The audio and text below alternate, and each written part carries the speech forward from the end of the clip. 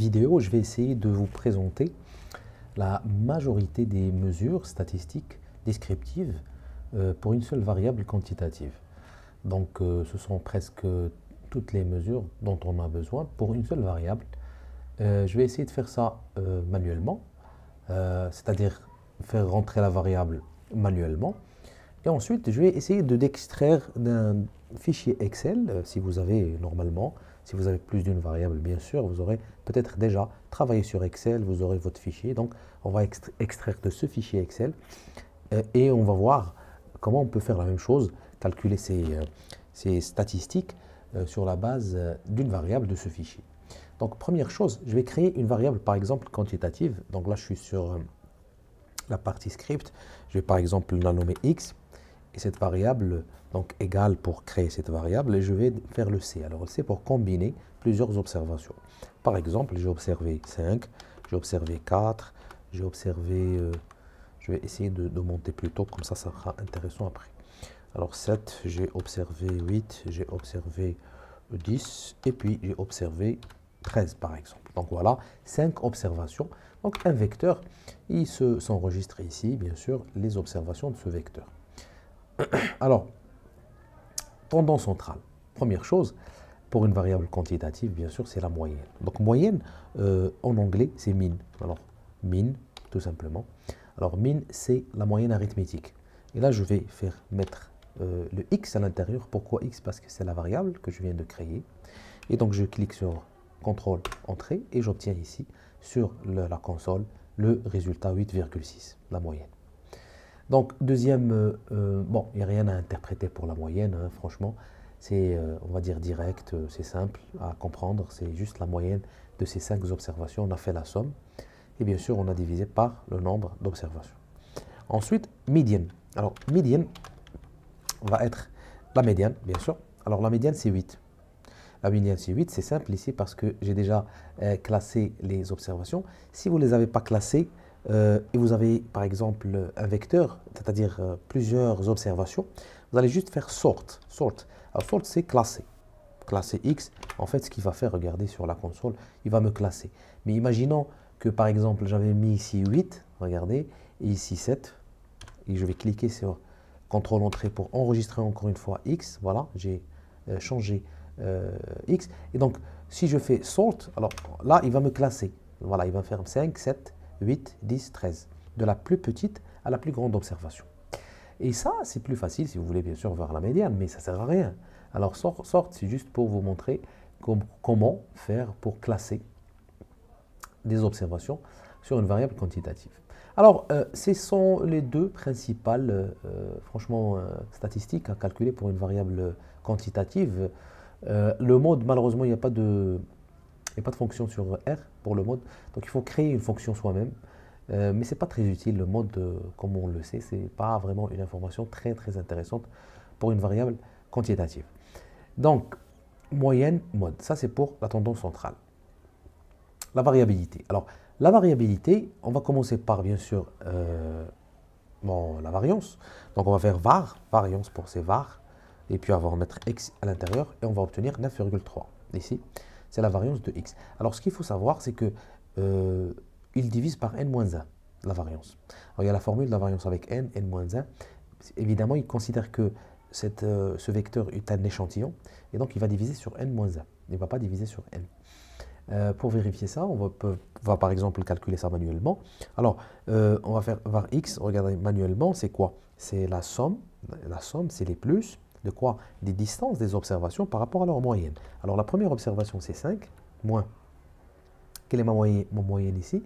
Je l'ai calculé tout à l'heure, c'est 8,6. Alors 8,6 au carré, n'est-ce pas? Donc au carré, vous pouvez faire soit le chapeau et puis 2, soit vous faites ça 2 fois. L'étoile 2 fois 2, c'est la même chose. Alors, deuxième observation, c'est 8 moins 8,6 au carré, plus troisième observation, c'est 7 moins 8,6 au carré. Quatrième observation, c'est 10 moins 8,6 au carré. Et enfin, la dernière observation, c'est quoi? C'est 13. Alors 13 moins 9,6 et puis au carré. Donc ça c'est quoi? C'est la somme, n'est-ce pas? J'ai fait les plus. Donc c'est la somme des écarts par rapport à la moyenne au carré. Donc il me faudra ensuite juste diviser par n ou n-1. Voilà, donc ça fait 37,2. Donc je vais faire 37,2. Je la divise par combien? Alors 1, 2, 3, 4, 5. J'ai 5 observations. Alors 5 moins 1, ça fait 4. Je vais diviser par 4 et je vais obtenir 9,3. Alors 9,3, rappelez-vous, c'est var de x. Regardez, c'est ce qu'on a calculé tout à l'heure. Ça veut dire quoi? Ça veut dire que la variance de x, c'est sigma xi moins x bar au carré sur n moins 1, pas sur n. Et ça, c'est ce que je dis souvent, c'est que il ne faut pas faire l'erreur de calculer ni la variance ni l'écart type avec n lorsqu'on travaille sur un échantillon. Donc ensuite, bien sûr, on passe directement à l'écart type. L'écart type, c'est SD. Alors SD, c'est ça, je vais noter ça ici, comme ça c'est clair. Et je vais essayer de copier ce script sur la discussion. Alors, standard deviation. Alors, c'est pas très compliqué, hein. Ça c'est standard, deviation c'est déviation. Ça veut dire des écarts standards. Pourquoi standard? Parce qu'on divise, plutôt on va faire la racine carrée dans ce cas. On va faire la racine carrée des observations. Donc, c'est des déviations, on va dire, standards. C'est ça le sens en anglais qu'on donne à l'écart type. Et donc, je vais faire SDX, mais ça va être tout simplement la racine carrée de 9,3. Et donc, c'est 3,0333. On peut vérifier ça, regardez. Alors, racine carrée, justement, c'est une bonne fonction. Alors, SQRT, alors c'est square root, racine carrée. De x, toujours. Et je vais obtenir, alors là, j'ai fait l'écart type de toutes les observations. Alors, en fait, c'est de l'écart type, je dois faire ici, je fais une petite erreur. Alors, de quoi? De la variance, pardon, de la variance de x. Voilà. Et donc, j'obtiens 3, effectivement, le résultat que j'ai obtenu ici. Alors, tout simplement, ça ne sert à rien, c'est juste pour vous montrer que l'écart type, c'est la racine carrée de la variance. D'accord? Avec toujours n-1. Donc, voici les fonctions principales pour la variabilité. Alors, il y a d'autres choses qu'on peut faire. Par exemple, l'écart interquartile, on peut faire ça, c'est IQR, alors IQR, et ça c'est écart interquartile en anglais tout simplement, c'est interquartile range, ce qui est la même chose que écart interquartile, c'est une traduction littérale à peu près de cette expression. Donc si je fais ça, et je choisis toujours mon X, il va me donner le Q3 moins le Q1, d'accord? Ça c'est 3. Et 3, regardez si je sorte, alors regardez ici où j'avais sorti, alors ma médiane était 8, et mon premier quartile c'est 7, et mon deuxième, ou plutôt troisième quartile c'est 10. Donc 10 moins 7, ça fait 3.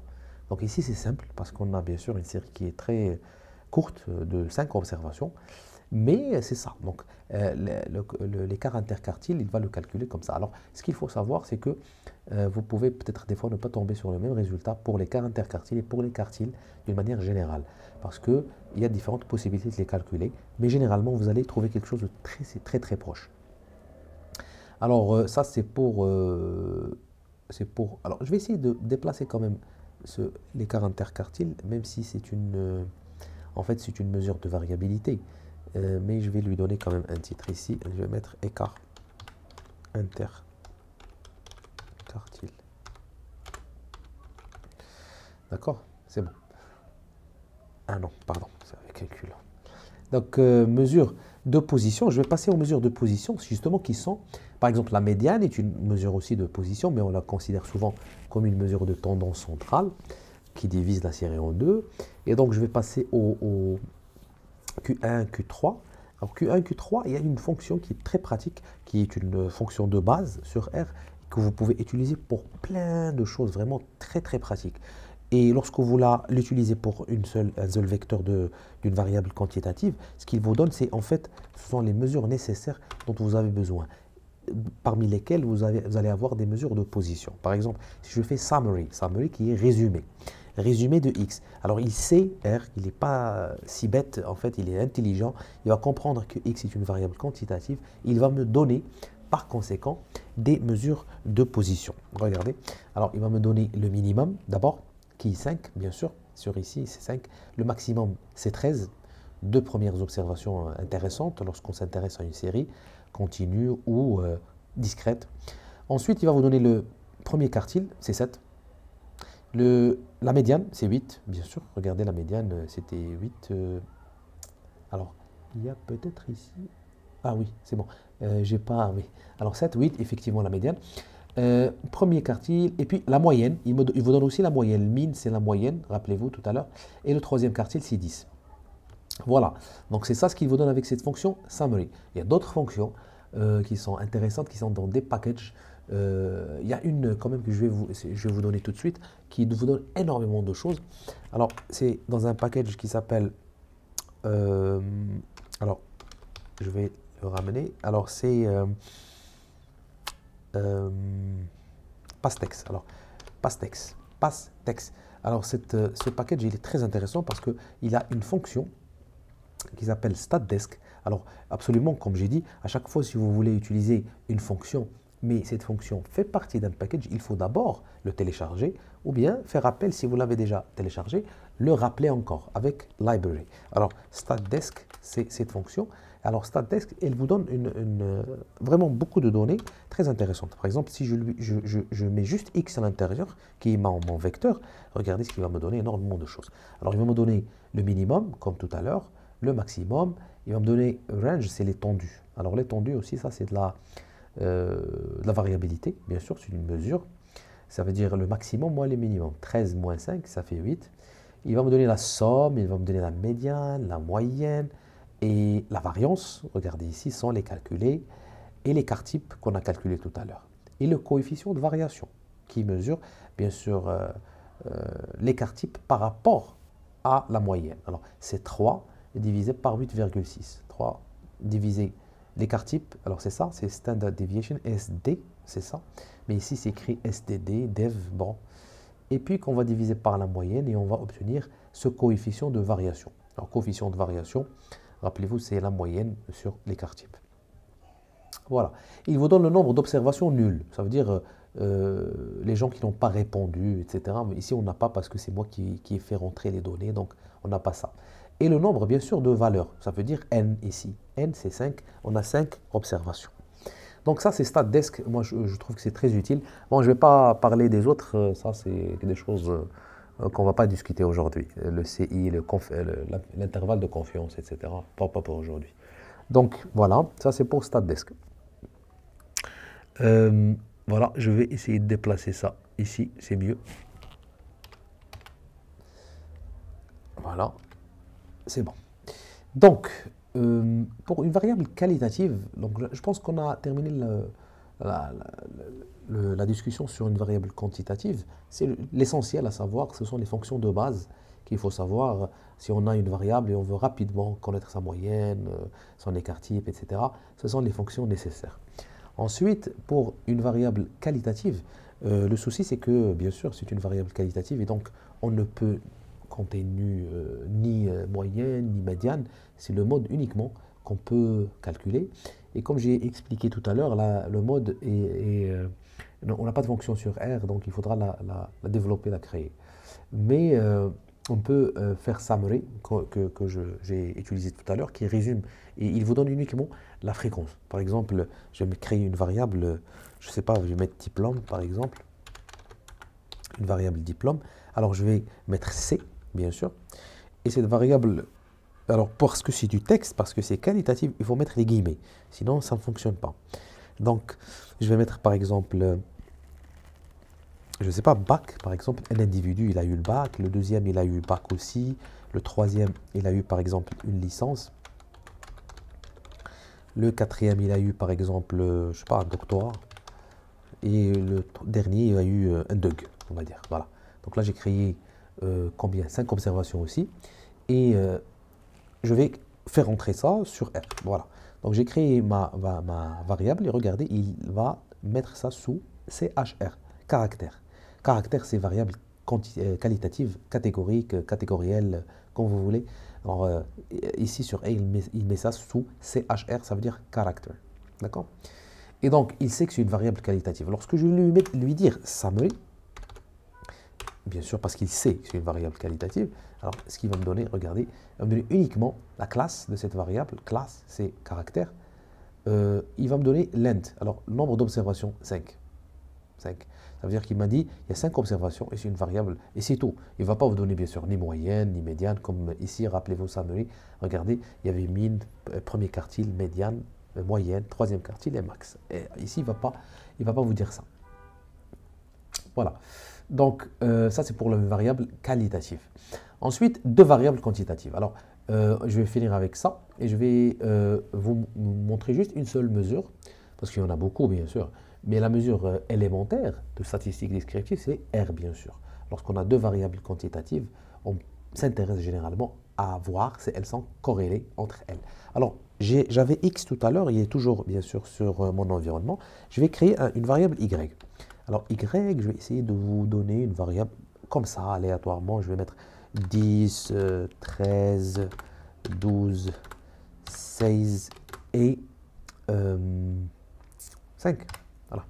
Alors, si je rajoute une autre observation, il n'y a pas de souci. Mais le problème, c'est que lorsque je vais essayer de calculer R, il y aura un problème. Pourquoi? Parce que j'ai 5 sur X. Alors, 1 jusqu'à 5 pour X, je dois avoir le même nombre. Parce que sinon, ce n'est pas un couple de points. D'accord? Regardez, par exemple, je vais essayer de rajouter ici 2. Voilà. Il n'y a pas de problème. Donc, la variable, elle est créée. Toutefois, lorsque je vais mettre corps, alors la fonction pour corrélation, c'est corps, tout simplement. C'est très facile ici à retenir. Je vais mettre corps et je vais mettre X et Y. Alors là, regardez, il a donné une erreur. Incompatible dimensions. Ça veut dire quoi? Ça veut dire que une a 5 dimensions, et effectivement c'est le cas, et l'autre a 6 dimensions. Et il ne peut pas, par conséquent, calculer le coefficient de corrélation qui va nous donner bien sûr l'importance ici de la relation entre les deux variables. Alors je vais supprimer ce 2 et je vais encore une fois écraser la première variable y. Là, pas de souci, j'ai 5 dimensions ici, 5 dimensions ici, il n'y aura pas de problème pour calculer R. Alors avec corps, regardez, il va me donner ce coefficient de corrélation, il est de moins 0, alors ici, parce que c'est en anglais, les points représentent des virgules, hein, c'est la même chose. Alors moins 0,3731, voilà, qui est on va dire une corrélation moyenne, elle n'est ni forte ni faible, et elle est négative, ça veut dire lorsque X augmente, et regardez effectivement, X on est passé de 5 à 8, à 7, à 10, à 13, alors pour Y, on est passé à 10, 13, mais ici on a augmenté, mais ensuite on est passé à 12, on est passé à 16, et encore on est passé à 5. À 5 vraiment qui est très très bas. Ça veut dire que généralement ils considèrent que lorsque X augmente, Y il diminue. Voilà. Mais c'est vrai qu'il ne diminue pas énormément, parce qu'il augmente certaines fois, et c'est pour cela qu'il nous a donné un coefficient de corrélation moyen. D'accord? Alors voilà pour la dernière mesure. Pour les deux variables quantitatives, bien sûr, comme j'ai dit, il y en aura d'autres, mais on peut voir la covariance quand même, bien sûr. Alors, covariance va être négative entre x et y, il n'y a pas de souci, on peut faire ça, c'est cov, hein, cov c'est simple, donc moins 4,65, d'accord? Donc, ce sont les deux mesures, je pense, qu'on peut faire pour deux variables quantitatives sur un plan élémentaire. Alors, avant de partir, je vais juste extraire une variable d'un fichier, et c'est souvent le cas, comme j'ai dit. Lorsque vous avez des fichiers, je vais choisir un fichier au hasard. J'ai ici une liste de fichiers, Box Office par exemple, ici, je vais voir ce fichier. Voilà, très bien. J'ai ici plusieurs, malheureusement ils sont avec des dollars, ça va être problématique. Je vais voir un autre fichier, alors, la population. Oui, très bien. Donc par exemple, ici j'ai plusieurs villes américaines avec leur population. Donc c'est une variable quantitative, ici la population. Mais comme vous pouvez voir, alors, ici, c'est une variable, c'est une colonne avec les noms de villes. On peut considérer ça comme une variable aussi. Mais bien sûr, je ne pourrais rien faire sur cette variable. Par contre, sur cette deuxième colonne, je peux faire des choses. Je peux calculer une moyenne, un écart type, etc., etc., etc. Donc, ce fichier s'appelle City Populations. Alors, ce qu'il faut faire, alors je vais essayer de ramener ma bibliothèque que j'aime beaucoup. Alors, read Excel, pour lire les fichiers Excel. Alors, ça, c'est essentiel. D'accord? C'est bon. There is no package read Excel. Ah, j'ai fait une erreur ici. Voilà. J'ai un peu coupé le texte avant qu'il soit complètement copié. C'est bon. Donc, j'ai apporté ma bibliothèque. Maintenant, je vais créer juste un nom. Je vais mettre data, le nom de cette de ce tableau et il va correspondre exactement à readXLS. Voilà, ça c'est la fonction qui appartient à cette bibliothèque et je vais donner le nom de ça. Alors, c'est quoi le nom? City. Alors, je dois absolument respecter exactement comment c'est écrit. Alors, city avec underscore populations. Point XLSX. D'accord? Là, c'est bon. Pas de souci. Rappelez-vous, il y avait des titres au-dessus. Alors, je vais mettre... je pense qu'il n'y a pas de souci. City populations. Populations.xlsx. Qu'est-ce que j'ai fait encore? J'ai fait une petite erreur quelque part. Populations. Ah. Peut-être que je n'ai pas encore... Voilà, là c'est bon. Parce que je n'avais pas enregistré ce dossier de travail. Donc, ça c'est bon. Donc, j'ai ma base de données, data. Donc, je vais cliquer dessus. Voilà, regardez, j'ai le même tableau que tout à l'heure. Voilà, j'ai les villes et les populations de chaque ville. Alors, si je veux effectuer tout ce que j'ai fait tout à l'heure, par exemple, summary, qui va me donner le résumé. Alors, summary va me donner les positions. Minimum, maximum, les quartiles, etc. et la moyenne. Alors, je vais faire ça comme tout à l'heure, mais je dois appeler exactement cette colonne qui correspond à une colonne quantitative. D'accord? Et donc, là, elle se trouve où? Elle se trouve au niveau de data, qui est ma base de données, et je vais rajouter une chose qui est très simple, c'est juste un dollar. Lorsque je vais mettre dollar, il va me donner toutes les colonnes qui existent. Alors, à chaque fois que vous cliquez sur dollar sur un tableau, il va vous donner le nom de toutes les colonnes qui existent sur ce tableau. Après, vous choisissez celle que vous voulez. Par exemple, je vais cliquer sur population. C'est bon. Et là, qu'est-ce qu'il va me donner? Regardez, il va me donner effectivement le minimum, le maximum, 8, la moyenne, la médiane, etc. etc., etc. D'accord? Il n'y a pas de souci. Ensuite, je peux tout faire. Je peux par exemple faire standard deviation pour l'écart type et je vais mettre data toujours. Alors, je suis obligé de faire ça parce que la variable n'a pas été créée manuellement. Elle existe dans un tableau. Et je vais mettre population et je vais trouver l'écart type, par exemple, de la variable population qui se trouve à l'intérieur de data. Alors, il y a d'autres moyens pour extraire une variable d'un tableau. Il n'y a pas que le dollar, mais je trouve que franchement, si vous utilisez le dollar, c'est très pratique et c'est très facile. Alors ensuite, vous pouvez faire subset, par exemple. Je vais quand même vous donner cette possibilité parce que certaines personnes préfèrent ça. Par exemple, si je veux toujours l'écart type, je vais mettre l'écart type et je vais créer comment on appelle ça? Alors, c'est comme des parenthèses où à l'intérieur, on va mettre la variable qu'on veut. Alors, la variable, elle se trouve dans data toujours. D'accord? Alors, data. Alors, pas comme ça en fait. Alors, SD, voilà. Data d'abord. Et dans data, je vais lui dire de m'extraire, par exemple, la colonne numéro 2. Alors là, il y a la colonne 1, d'accord? Je ne m'intéresse pas. Alors, je vais mettre une virgule. Pourquoi? Parce que je ne m'intéresse pas à la première partie avant la virgule. Ce sont les lignes. Je lui dis toutes les lignes. Tu comptes toutes les lignes. Mais sur les colonnes, tu me donnes la deuxième colonne. Et pourquoi la deuxième? Parce que sur mon tableau, regardez, si je clique sur data, c'est la deuxième colonne qui m'intéresse. Ce n'est pas la première. La première, ce sont des villes. Il ne pourra pas me donner un écart type ici. Par contre, il pourra me donner un écart type sur les populations. Et donc, je vais lui dire d'extraire toutes les lignes, mais uniquement la deuxième colonne, pour la deuxième colonne. Donc là, c'est possible de me donner un écart type. Alors, j'ai fait une petite erreur, peut-être quelque part.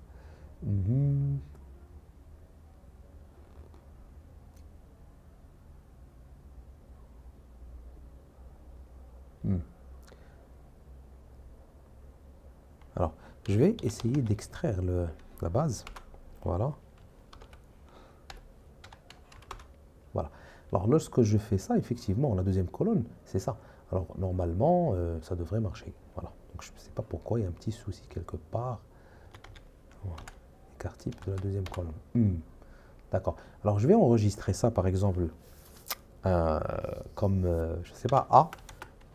D'accord. Et je vais lui dire l'écart type de A. Ça, c'est possible. Non, c'est pas possible. Ah oui, parce que c'est double. Oui, j'ai compris. Alors, en fait, lorsqu'il extrait cette colonne, en fait, il considère il y a une première colonne ici et il y a une deuxième colonne. D'accord? Alors, c'est pour cela que ce n'est pas possible de cette manière, mais ce n'est pas grave. De toute façon, ce qu'on peut faire, c'est que, comme j'ai dit, vous utilisez le dollar. C'est pratique, c'est vraiment pratique. Je peux faire la même chose, par exemple, pour la moyenne. Je vais juste faire min et je vais faire data, d'accord? Et ensuite, je choisis population. Et voilà, j'ai la moyenne. Je peux faire tout ce que j'ai fait juste avant, je peux le faire. À part, bien sûr, corrélation et covariance, parce que je n'ai pas de variable, je n'ai qu'une seule variable. Je peux faire tout, alors tout. Median aussi, je peux faire, par exemple, median. Alors, et je lui dis data. Voilà. Et donc, il me donne la médiane, effectivement. Et la médiane, c'est la médiane que j'ai trouvée tout à l'heure, 1,39. Regardez, c'est la même chose que je trouve comme ça. Alors, ça, c'est utile lorsque vous avez, par exemple, une grande base de données et que plusieurs variables, par exemple, et que vous voulez voir les différentes moyennes des différentes variables, etc., etc. Ça, c'est très pratique. Lorsqu'on a plusieurs variables, il y a d'autres fonctions qu'on utilise. Je vais les utiliser le moment venu, mais là, on a une seule variable quantitative dans ce tableau, donc ça ne va pas être vraiment intéressant et de toute façon, on ne pourra pas les utiliser. Voilà, donc je pense que j'ai fait le tour sur l'ensemble ici des éléments nécessaires. Alors ça, c'est une vidéo vraiment, je pense, synthétique qui présente tout ce qu'on peut faire pour représenter, ou plutôt décrire une série statistique quantitative d'une manière synthétique sur R. Et ensuite, ce sont des fonctions qu'on va utiliser lorsqu'on aura des choses beaucoup plus intéressantes, notamment à développer sur d'autres variables. Mais on pourra, bien sûr, à chaque fois aménager et voir comment on pourra les utiliser de manière approfondie.